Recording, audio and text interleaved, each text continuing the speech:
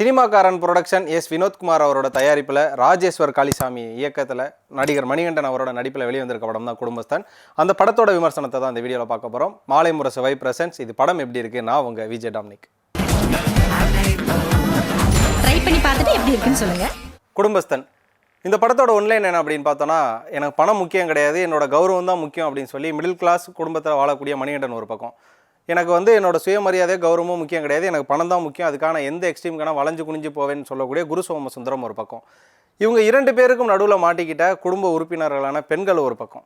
இவங்களுக்குள்ள இருக்கக்கூடிய உணர்வுகள், எந்த இடத்துல மணிகண்டன் தன்னோட கௌரவத்தை தாண்டி கடனாளியாக மாதிரி கஷ்டப்படுறார் அப்படிங்கிற ஒரு கதையும், குரு சோமசுந்தரம் எவ்வளோ வளைஞ்சாலும் எந்த இடத்துல அவரோட தன்மானம் அவரை இடிக்குது அப்படிங்கிற ஒரு கதையும், இதே நேரம் இந்த உணர்வுகளை எவ்வளோ தான் அடக்கிட்டு இருந்தாலும் குடும்ப பெண்களுக்கும் என்ன மாதிரியான விஷயங்கள்லாம் இருக்குது அப்படிங்கிற ஒரு சோசியல் மெசேஜை, ஒரு பயங்கரமான ஒரு அவேர்னஸ் கண்டென்ட்டை கொண்டு வரல தான் இந்த குடும்பஸ்தான் படம். இதான் இந்த படத்தோட ஒன்லைனாகவும் இருக்குது.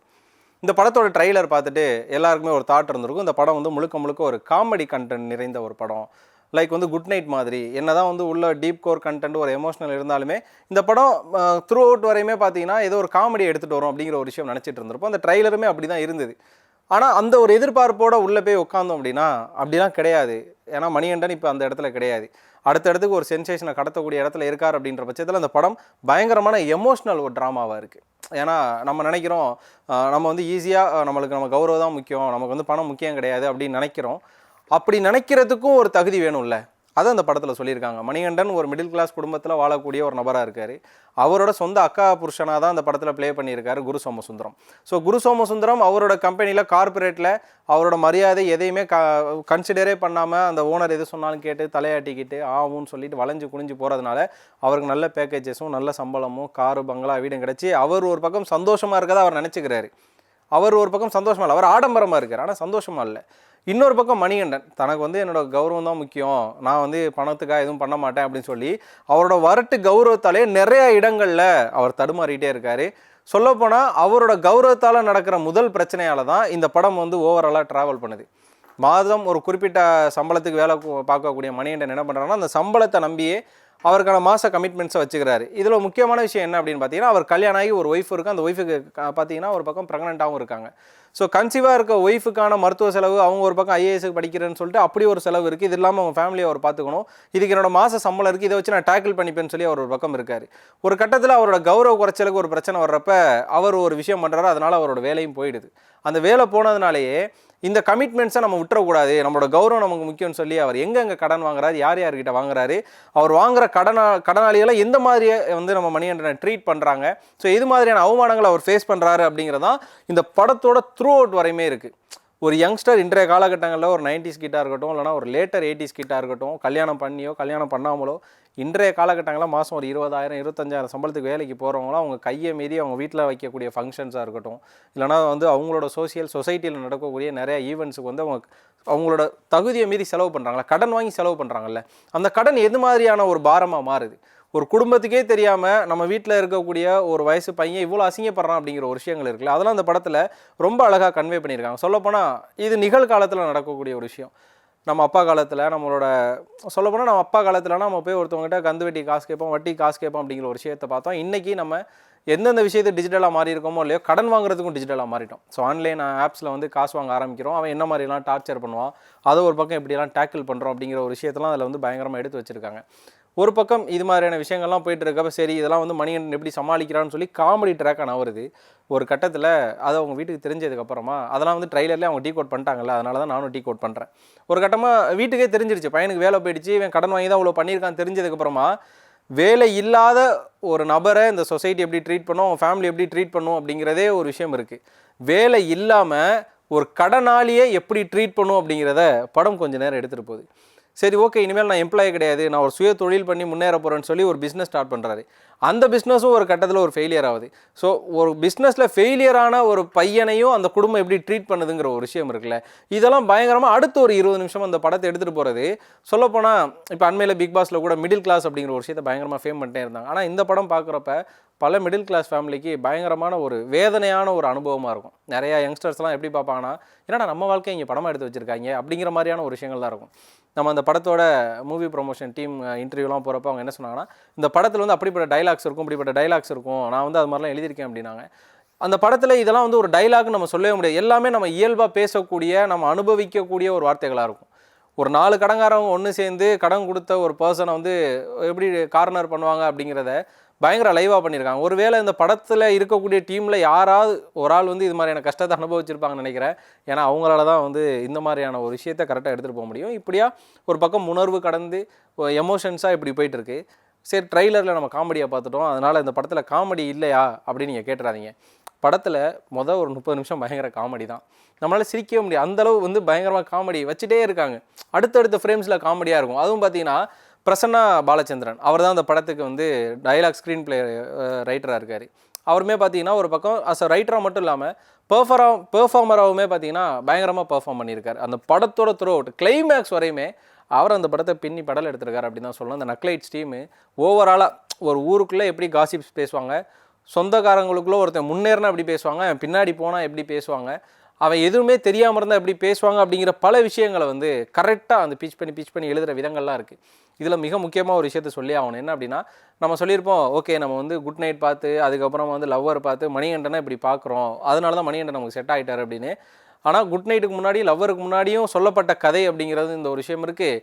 கதை முன்னாடியே சொல்லப்பட்டு அதுக்கப்புறம் 2 படம் வந்தாலுமே கதை பழசாகவே இல்லை. இப்போ இருக்கக்கூடிய ட்ரெண்ட் செட்டருக்குமே பயங்கரமாக ஈஸியாக ஒரு ரீச் ஆகும் அப்படிங்கிற இடத்துல இந்த கதை இருக்குது. இப்படியா பல எமோஷன்ஸ் கடந்த இந்த குடும்பஸ்தன் படத்தில் எல்லா படத்துலையும் இருக்க மாதிரி பாசிட்டிவ் அண்ட் நெகட்டிவ்ஸ் இருக்குது. ஸோ முதல்ல பாசிட்டிவ்ஸ்லாம் சொல்லிடணும்னு நினைக்கிறேன். என்ன அப்படின்னா, மணிகண்டன் அவரோட ஸ்டோரி செலெக்ஷன் அப்படிங்கிறது மிகப்பெரிய பாசிட்டிவ். அவர் நினச்சிருந்தா ஒரு மாசான ஒரு படம் நடிச்சிருக்க முடியும், ஒரு கமர்ஷியல் பேஸ்டான ஒரு படம் நடிச்சிருக்க முடியும். நடுவில் பார்த்தீங்கன்னா மந்தகம் அப்படிங்கிற ஒரு சீரீஸ் கூட பண்ணார். அதுக்கப்புறம் அவர் எடுத்த முடிவா என்னன்னு தெரில. ஓகே, இனிமேல் நம்ம எடுக்கக்கூடிய படங்கள் எளிய மக்களுக்கும் ஈஸியாக போய் ரீச் ஆகணும், ஈஸியாக புரியணும் அப்படிங்கிற ஒரு கதைக்களமாக சூஸ் பண்ணாரா அப்படிங்கிறது தெரில. அந்த ஒரு விதத்தில் மணிகண்டனோட கதைக்களம் சூஸில் இந்த குடும்பஸ்தன் மிக முக்கியமான ஒரு படம்.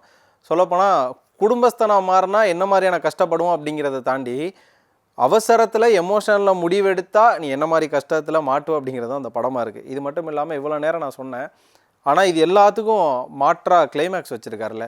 ஒரு பெண்களோட மனசில் என்ன இருக்குன்றதை ஏன் நீங்கள் யாருமே கேட்க மாட்டீங்க? ஒரு குடும்பத்தில் இருக்கக்கூடிய பெண்களுக்கு எங்கள் மனசில் இவ்வளோ இருக்குது, அதனால தான் ஒரு அம்மா மாமியாராக மாறும்போது இப்படி இருக்காங்க, ஒரு அம்மாவாக நல்லாவாக இருப்பாங்க, அவங்க மாமியாராக மாறும்போது மட்டும் ஏன் வில்லியாக மாறுறாங்க அப்படின்னா அதுக்கு ஒரு கதை வச்சுருக்காங்க. மருமகளாக வரும்போது நல்லா இருக்கீங்க, ஆனால் அதாவது மருமகளாக வரும்போது இங்கே வந்து ரொம்ப ஹார்ஷாக பிஹேவ் பண்ணுறீங்க, உங்கள் அம்மாவுக்கு நல்லவங்களாக இருக்கீங்க அப்படிங்கிற ஒரு விஷயங்கள்லாம் பயங்கர பாசிட்டிவாக இருக்குது. அதுக்கப்புறமா இந்த ஒரு விஷயத்தை சொல்லி ஆகணும்னு நினைக்கிறேன். அண்மையில் வரக்கூடிய படங்கள் ஜாதிய படங்களாக இருக்குது, இதில் வந்து வன்முறையை தூண்டுது அப்படிங்கிற பல விஷயத்த கடந்த பல வருஷமாக பார்த்தோம். இந்த படத்தில் ஓப்பனாகவே SCBC அப்படிங்கிற ஒரு விஷயத்தை பேசியிருப்பாங்க. எந்த இடத்துலையுமே நமக்கு வந்து முகமும் சொல்லிக்க தோணாது, இதை வைக்கணும்னு அவசியம் கிடையாது அப்படிங்கிற மாதிரி இருக்காது. எஸ்சினான பிசினான அவ்வளோதான், அது முடிஞ்சு போச்சு. அதை வந்து லிட்ரலாக சட்டையர் பண்ணுற மாதிரி அந்த டைலாக் ஒன்று எழுதியிருப்பாங்க, சாரிம்மா நீ இருக்குன்னு தெரியாமல் எஸ்சின்னு பேசிட்டேன் அப்படின்னு. உடனே அந்த பொண்ணு ஒரு வார்த்தை ஒன்று சொல்லுவாங்க, இப்போ நான் கோச்சிக்கிட்டா மட்டும் நீங்கள் என்ன பேசுகிற நிப்பாட்டாக போகிறீங்க அப்படின்ற ஒரு வார்த்தை கேட்பாங்க. இதை விட ஒரு விஷயம் என்னன்றது தேவை கிடையாது.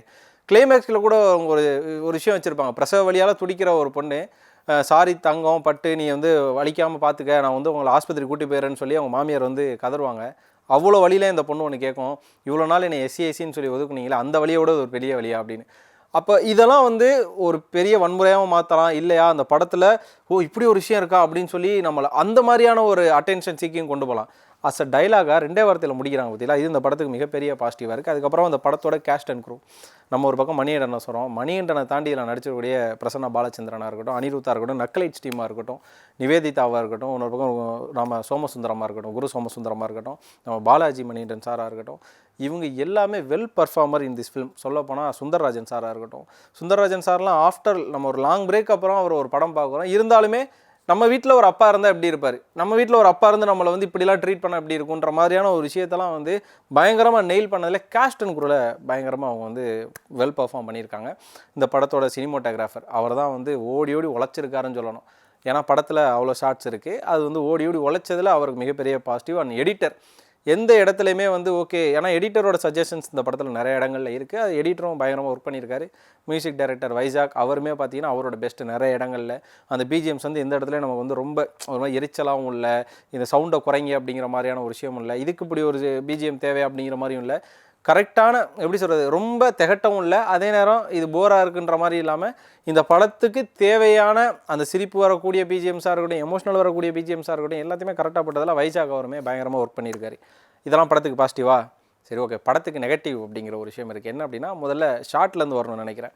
ஒரு ஒரு ஸ்டாண்டர்டான ஷார்ட்ஸ் இருக்கும்ல, ஒரு ஷார்ட் வைக்கிறீங்க அப்படின்னா மினிமம் 1 மினிட்டாவது இருக்கணும். 10 செகண்ட் 15 செகண்டுக்கு ஒரு ஷார்ட் மாறிட்டே இருக்கப்ப ஃபர்ஸ்ட் ஹாஃபில் முதல்ல 20 செகண்டுக்கு என்ன ஒரு ஃபீல் லைட்டாக கொடுத்துருச்சு அப்படின்னா நக்கலைட்ஸ் வீடியோ பார்க்குற மாதிரியே தான் இருந்தது. ஒரு யூடியூப் சேனலுக்கான ஒரு வீடியோ கண்டென்ட் வீடியோ பார்க்குற மாதிரியான ஒரு ஃபீலை கொடுத்த மாதிரி இருந்தது. அதுக்கப்புறமா சரி படம் நம்மளை எலவேட் பண்ணி எடுத்துகிட்டு போனாலுமே அடுத்தடுத்து எலவேட் பண்ணி எடுத்துகிட்டு போகிற கதையும் அதில் பெர்ஃபார்ம் பண்ணக்கூடிய ஆர்டிஸ்ட்டும் அதில் இருக்கக்கூடிய விஷயங்களுமே தான் தவிர முதல் 20 நிமிஷம் இந்த படத்தை லைட்டாக நம்மளுக்கு யூடியூப் வீடியோ மாதிரி காட்டுறது கொஞ்சம் மைனஸாக இருக்குது. அதுக்கப்புறமா இந்த படம் எடுத்துக்கொண்டக்கூடிய டியூரேஷன் செகண்ட் ஹாஃபில் இவ்வளோ எல்லா லோடையுமே செகண்ட் ஹாஃபில் கொடுக்க தேவையில்லை. இதில் இருக்கக்கூடிய லோடை கொஞ்சம் நீங்கள் ஃபஸ்ட் ஹாஃப்லேயும் கொடுத்துருந்தீங்க அப்படின்னா இன்னும் கொஞ்சம் நல்லா இருந்திருக்கும். ஸோ செகண்ட் ஹாஃப் ஃபுல்லாக எமோஷன் வச்சுட்டு ஃபஸ்ட் ஹாஃப் ஃபுல்லாக காமெடி வச்சிங்கன்னா அது எந்த அளவு அப்படிங்கிற மாதிரியான ஒரு விஷயங்கள் இருக்குது. அண்ட் கிளைமேக்ஸ் இந்த கிளைமேக்ஸ் வந்து 50% வந்து பாசிட்டிவ் 50% வந்து நெகட்டிவ் அப்படிங்கிறத தாண்டி பார்த்து பழகி போன ஒரு விஷயமா இருக்குது. அதனால் இப்படி ஒரு விஷயம் வந்து எதுக்கு அப்படிங்கிற மாதிரி தான் வந்து இதுதான் அந்த படத்துக்கு நெகட்டிவ் அப்படின்னு சொல்லணும். ட்ரை பண்ணி பார்த்துட்டு எப்படி இருக்குன்னு சொல்லுங்க. இந்த குடும்பஸ்தான் படம் இன்றைக்கி ரிலீஸ் ஆகிடுச்சு எல்லா தியேட்டர்லையுமே. ஆஃப்டர் லாங் டேஸ் ஒரு தியேட்டர் எக்ஸ்பீரியன்ஸாக போயிட்டு நல்லா எமோஷனுக்கு எமோஷனாக நல்லா காமெடி சீக்வன்ஸுக்கு நல்லா விழுந்து சிரித்து நல்லா என்ஜாய் பண்ணக்கூடிய ஒரு கிளாப்பிங் சீக்வன்சஸாக இருக்கும் அப்படிங்கிறதுல எனக்கு மிகப்பெரிய நம்பிக்கை இருக்குது. நீங்கள் எல்லோரும் இந்த படத்தை தியேட்டர் எக்ஸ்பீரியன்ஸ் பண்ணணும் அப்படிங்கிறது என்னோட விருப்பமாக இருக்குது. ஓவராலாக யாரெல்லாம் வந்து குடும்பஸ்தான் படம் பார்த்துருந்தீங்களோ உங்களோட விருப்பங்கள் என்ன அப்படிங்கிறத கண்டிப்பாக கமெண்ட்ஸில் சொல்லிடுங்க. இந்த வீடியோ பிடிச்சிருந்தா லைக் பண்ணுங்கள், ஷேர் பண்ணுங்கள். மறக்காமல் மாலை முரசு வைப் சேனலுக்கு சப்ஸ்கிரைப் பண்ணிவிட்டு பக்கத்தில் இருக்க பெல் ஐக்கானை கிளிக் பண்ணிக்கோங்க.